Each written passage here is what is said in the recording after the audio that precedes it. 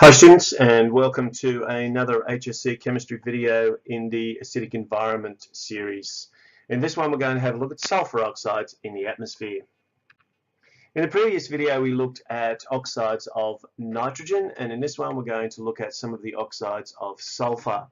Like nitrogen, it's an acidic oxide. In fact, it produces very strongly acidic solutions, and again is a contributor to acid rain, which we'll look at a little bit later.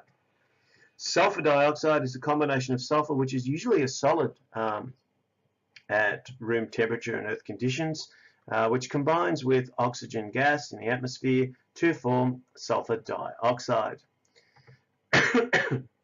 One of the places that this occurs most readily is in volcanoes, and this is because there are deposits of sulfur that are present.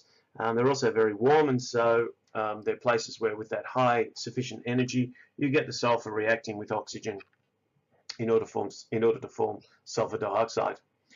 Now the problem is with this particular one, this only accounts for around about 1%, in fact probably less than 1% of the amount of sulfur dioxide in the atmosphere. 99% of it comes from human sources. And the problem with sulfur is present in coal and also in many ores, often as the anion attached to the cation, to the metal. And what that means is when we're either burning coal for energy production, or we are smelting ores in order to refine the metals that are found within them, we are generating lots and lots of sulfur, and at the same time we're also producing a lot of sulfur dioxide gas. So this is a real problem. Why is it such a problem? Well, in a similar way to the way that nitrous oxides or nitrogen oxides are, the sulfur dioxide affects your health when you breathe it in. The problem is the mucous membranes are moist, and because they're moist they contain water, and because they contain water this will combine with the sulfur oxides, and then we get some fairly nasty things happening, some acidic solutions such as sulfuric acid. This is not a good thing. The sulfur dioxide, of course, can also combine with oxygen, because there's plenty of it around, in order to form sulfur trioxide. And this too can create problems because when it dissolves in water, it forms the very familiar sulfuric acid.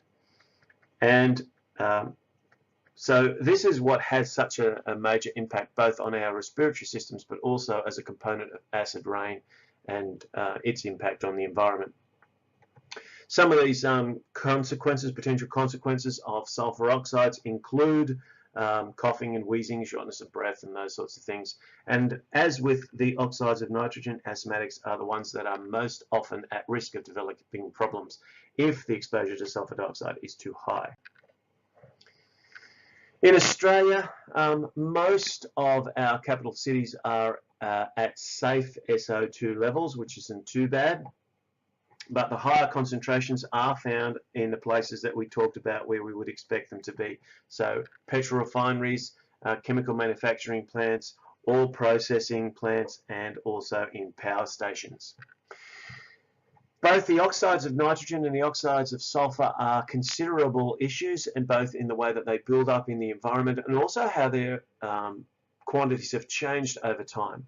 And we will have to have a little bit of a look at in subsequent videos on how these levels have changed over time, how we're monitoring them, and what we're doing in order to minimize the impacts of both the oxides themselves and their consequent health impacts, and also the subsequent impact of acid rain.